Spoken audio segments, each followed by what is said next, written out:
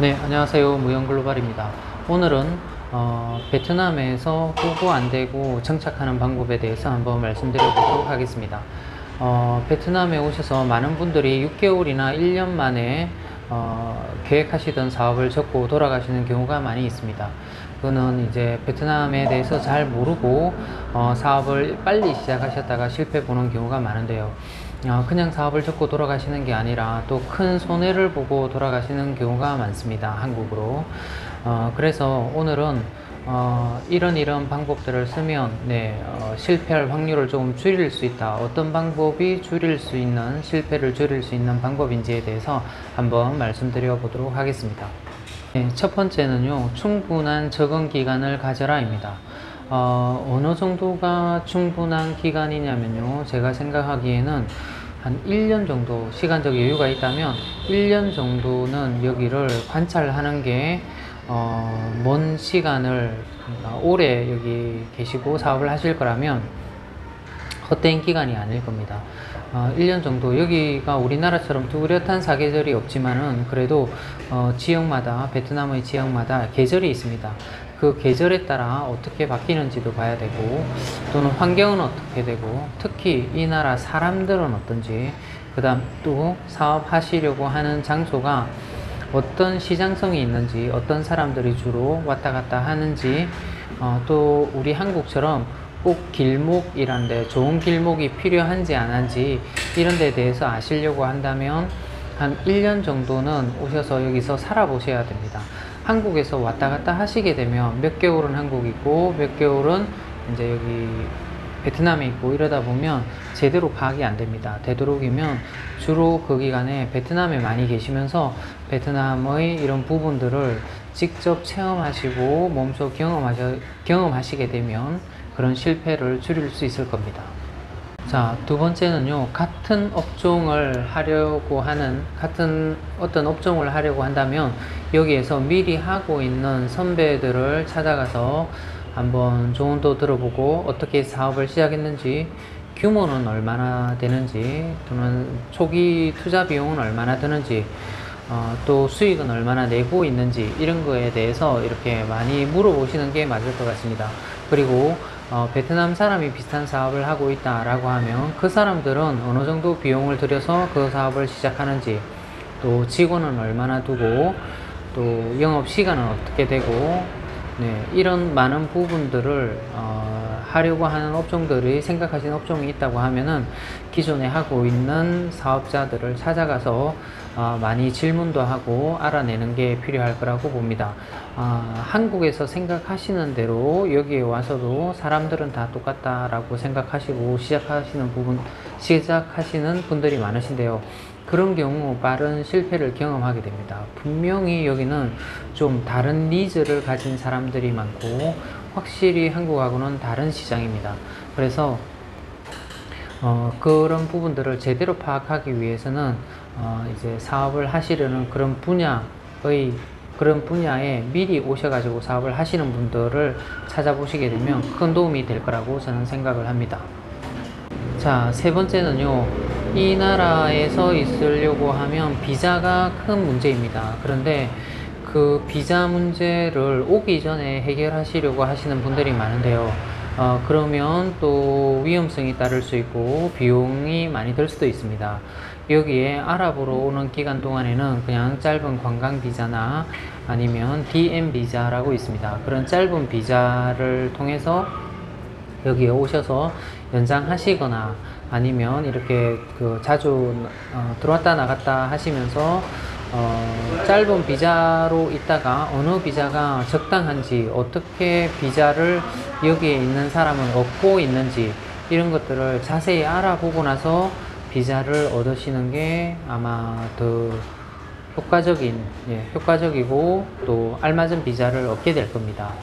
또 비자에 또 많은 돈을 투자하지도 않게 되고 나중에 혹시 블랙이 걸려가지고 비자 때문에 어려움을 겪으시거나 경제적 손해를 이렇게 입으시는 그런 확률이 줄어들게 됩니다. 그래서 초기에 알아보시러 오셨을 때는 단기 비자로 그냥 계시다가 여기 사업을 시작하는 시점부터 비자를 새롭게 만들어서, 적당한 비자를 새롭게 만들어서 시작하시는 게 훨씬 더 도움이 되실 겁니다. 자, 네 번째는요, 가게 인수는 되도록 피하시면 됩니다. 한국에서는 새로 내가 모든 것들을 시작하는 거 하고 가게 인수하는 거 하고 이렇게 비교해 보면 어떨 때는 기존에 있는 가게를 인수하는 게 훨씬 더 적은 비용이 들 때가 있습니다. 그런데 여기서는 한국처럼 권리금이라는 게 없습니다. 권리금이라는 게 없기 때문에 이렇게 가게를 인수해서 하시게 되게 되면은 많은 손해를 보실 수 있습니다. 가게를 인수할 때 한국처럼 생각하시고 권리금도 주고 그 다음에 거기에 있는 시설비도 주고 이렇게 들어오시면 절대 안 됩니다. 이 나라는 권리금이라는 자체가 존재하지 않는 나라입니다. 그런데 혹시나 한국 사람들끼리 거래를 할 때 권리금처럼 주고받는 돈이 있는데요. 시설비라고 생각하기엔 너무 과한 돈을 주고받는데 그렇게 안 하시는 게 맞습니다.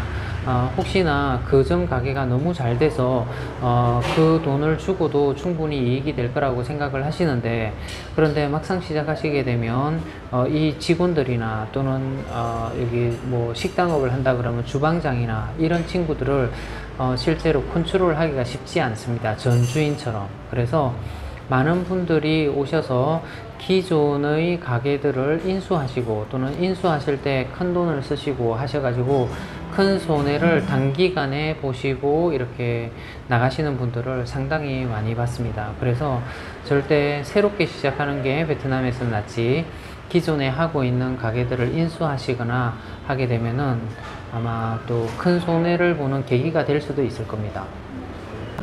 다섯 번째는요, 여기 현지인들과 친분을 쌓아라입니다.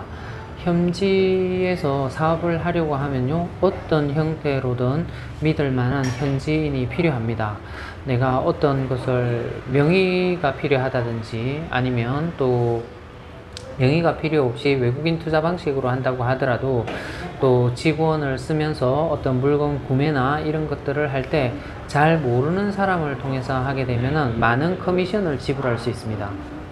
그래서 먼저 여기에 체류하는 기간 동안 또는 알아보는 기간 동안에 믿을 수 있는 현지인들을 알아보는 게 정말 중요한 것 중에 하나입니다. 남에게 소개받은 현지인 말고요.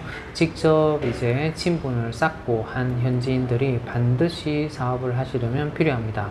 그런 현지인들, 믿을 만한 현지인들을 찾으시고요.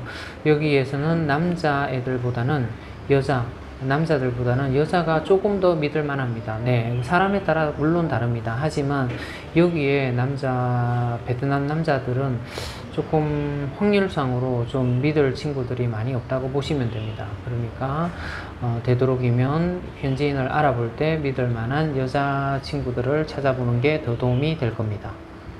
그 다음 여섯 번째는요, 절대 서두르지 말아야 합니다. 사업을 시작하시게 되면 이 친구들의 그 사업을 준비하는 속도가 계획하시는 것보다 훨씬 더 이렇게 느리게 진행되게 될 겁니다. 그런데 그 느린 속도를 좀 빠르게 하려고 서두르다 보면 그 사업을 빨리 진행하려다가 또 많은 돈을 잃어버리는 경우도 많이 있습니다. 그러니까 절대 서두르지 마시고요. 그 다음에 돈 같은 경우도 마찬가지입니다. 이 친구들이 어느 정도 만약에 1억 정도의 돈이 들어간다 라고 하게 되면 한 1억 3천에서 1억 5천 정도의 돈이 결국은 들어간다고 보시면 됩니다. 그래서 그 돈을 이 친구들이 필요하다라고 하는 돈을 딱 준비하셨다면 나중에 추가 돈 때문에 아마 힘들어 하실 수 있습니다. 그래서 천천히 여유롭게 시작을 하시고요. 그 시작하는데 든다는 비용, 이 친구들이 견적내주는 비용의 1배 반 정도는 적어도 가지고 이렇게 사업을 시작하시는 게 아마 도움이 될 겁니다. 일곱 번째인데요.